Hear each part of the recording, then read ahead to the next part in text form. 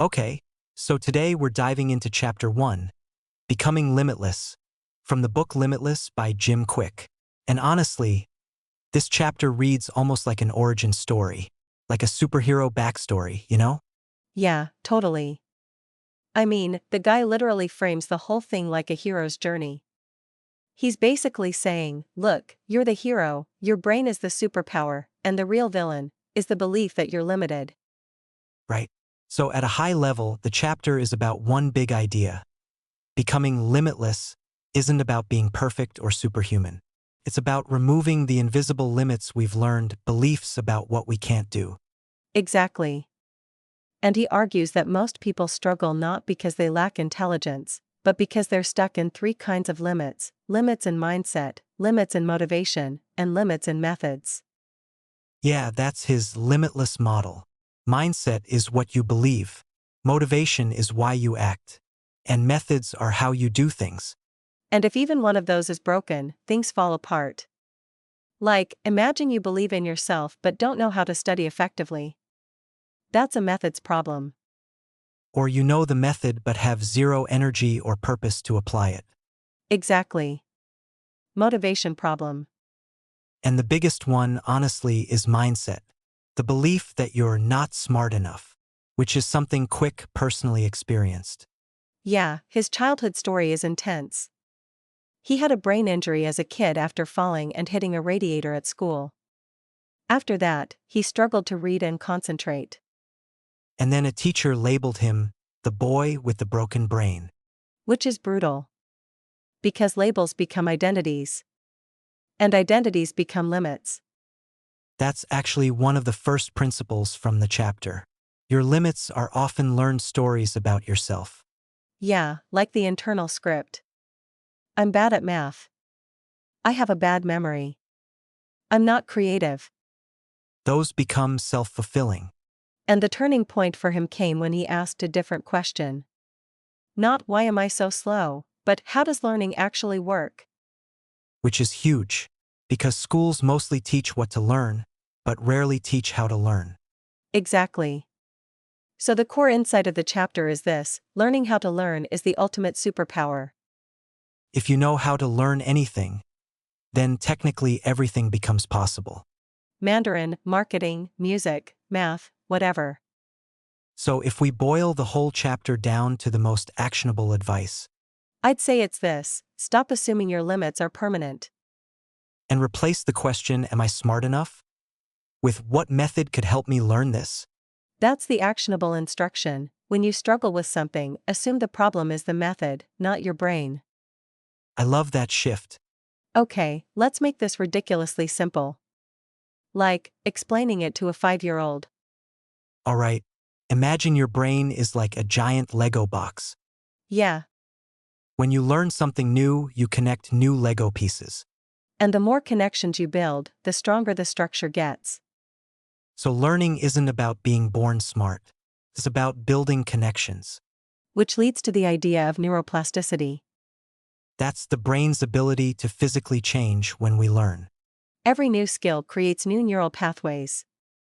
So the brain is less like a fixed computer. And more like clay. It reshapes itself constantly. Okay, let's build a mental mind map of this chapter. The center would be limitless. Then three big branches: mindset, motivation, methods. Under mindset, you'd have beliefs, identity, and self-talk. Under motivation, you'd have purpose, energy, and drive.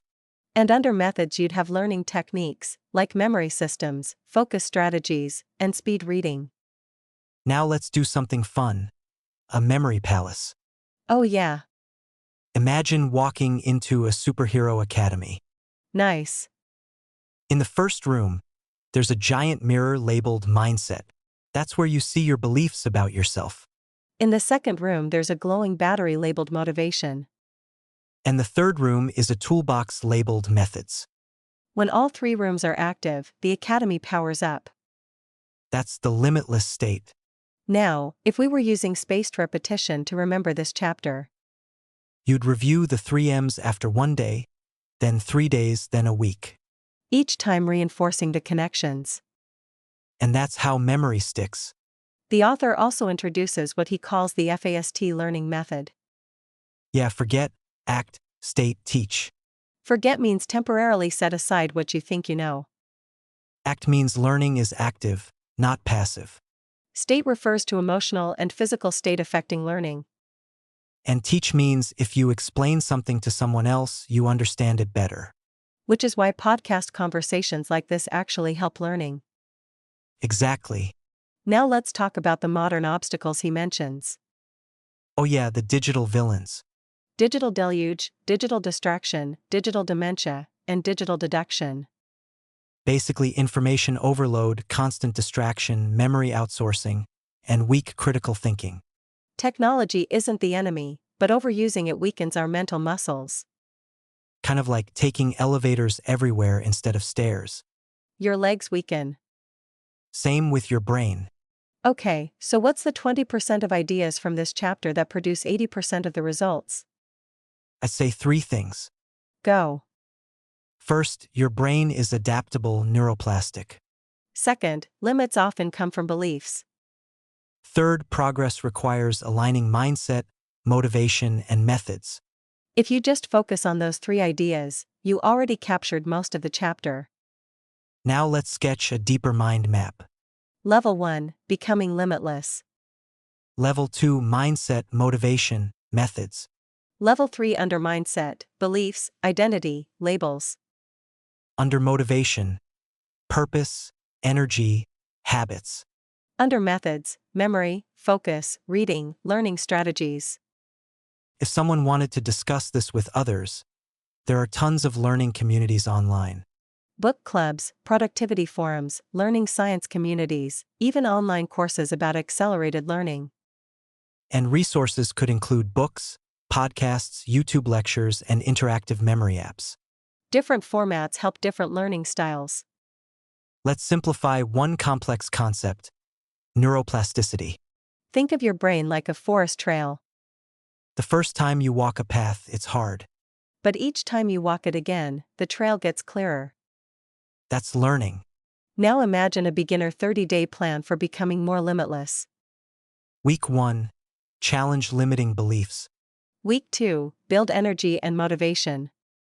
Week 3, learn better study methods. Week 4, apply and teach what you learned. Teaching locks it in. Let's turn this into a memorable story.